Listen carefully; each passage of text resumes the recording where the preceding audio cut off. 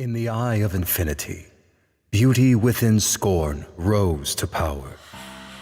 An ancient symbol of archival fell from grace, the iris, collapsing its primordial abode, scorching past through many dying stars, through the realm of Hithafol, light years away, and bursting through the shadows of space from its abode. It set course to plummet on a doomed planetary system, the depths, created to be destroyed, trialed against their bubble of infinity.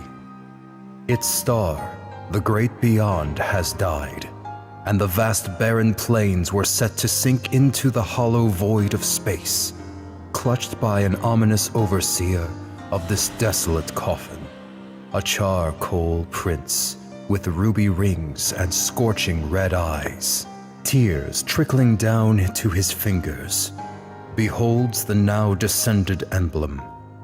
It recorded pasts and presents to become infinity's resource for the becoming untouched. Blasting across the blackness of infinity reigns two vigilantes from the same birthplace of the Iris, Father Tyrant and Lady Fate, both making conquest with the help of many lost and tortured souls walking these grounds. The Collapse, standing 25 feet tall, jagged and morbid darkness shrouds their nervous systems, seemingly born from their realm on the other side, Yondrathal. Atop the mountain, Tyrant and Fate climbed before meeting face to face with the Charcoal Prince himself, Vysen Pavavore, surrounded by several distinguishable collapses sporting protective armory. A brave fight was fought. The blood lay waste to the castle walls, and there lay the bitter and punished prince. Before he is banished to the nothingness known as the Damned, a lightless and blank stare through Vegala's bubble, Vysen heeds a warning of beast rising once again, feeding off the light that will soon be reborn. He is henceforth denied his ground and thrown away to the Damned, not to be heard of again. Tyrant made a solemn vow to restore the great beyond, harness the Iris's full potential, and protect the depths from further peril. Centuries pass, societies were born, and 1,000 years of peace befell. The Collapsed would soon become the Onyx Colony, sported with armor and weaponry forged from Purgaprime Castle, and harnessing arcane-like power.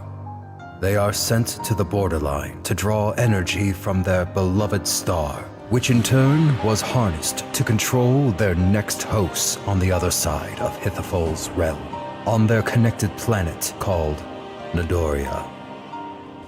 But 1,000 years later, the foreboded myth became a reality. Dark matter of sentience swooped from the rip in space. Paradigm worms came to suck the life dry from the depths to grow stronger, become many beasts in unison before becoming its ultimate form, the Motho Hive. An abomination colonized of these paradigm worms in their fullest form, it became an unfathomable threat to all.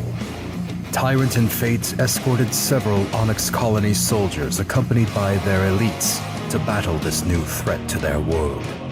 Many were hoarded off from the Bipolesian, Anxosax, and Claustronoctus to be met with the dreaded Grief Worm before coming face to face with the dominant Titan swarming these soldiers of war. It was simply too powerful, undefeatable. The Motho Hive thwarts the army with might and tenacity. Alas, they had fallen. They were banished to the Damned, where the all-too-familiar Charcoal Prince would once again find themselves alongside Tyrant. It seemed the myth was true, and all, especially the Damned, were terrified. A deal was made to revive the army in hopes of combating this unholy monstrosity again. But a condition was made. When the mightiest falls, Tyrant and Fate's firstborn, is to be banished to the damned immediately, with no compromise. Fates were sealed, and hands were shaken. The talisman bestowed to Tyrant reignites the flame inside our now risen army, prepared to fight again. The Motho Hive shows no mercy as it slashes their king and queen, drawing blood. Fatal wounds were drawn, but what became of this was to make the grandest legend in tale. The fusion of Vegelian blood with dark matter created surrogacy for an egg that would be hatched, landing atop the crimson mountains they walked upon. The Motho Hive was weakened, and the soldiers gathered the remains to be locked away in a stronghold prison called the Encrypt. The egg was taken by Tyrant and Fate as they wait for it to hatch. And so, this journey's behemoth legend ascended from the egg.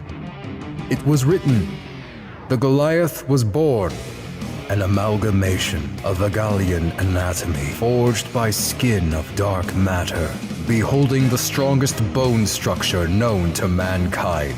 Goliath spent the rest of his years finding his place, being taught melee combat, growing his strength until he became too much for the colony. He simply could not fit in with a kind that differed from his own. Perceived as a monster. 1,000 years pass since his birth, and the depths once again reaches the edge of their galaxy's entire bubble.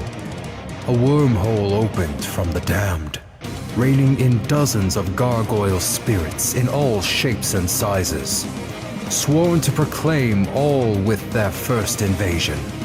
The Havoc Soldiers descended down on the depths to swallow it whole and destroy every living spirit. They, however, were no match for their greatest hero, Goliath, who fought valiantly against all odds, banishing the Havoc Soldiers back to where they came from. They did not come without sacrifice, and a graveyard was erected to honor the fallen. Their spirits still have so much trapped. They could not make it past their land without a fulfilled purpose. Goliath stands to mourn for the fallen soldiers. Approaching from behind, Father Tyrant walks towards his firstborn with a dire purpose for him: to keep guard of the Encrypt for an eternity, and to protect the land from anything ever emerging from the Gargantuan tomb. This does not best please Goliath, as this will mean he may never properly have a connection with his family ever again. Goliath pleads for reason, his pleas falling on deaf ears as he is warned there is much more to learn about the struggle that befell this world.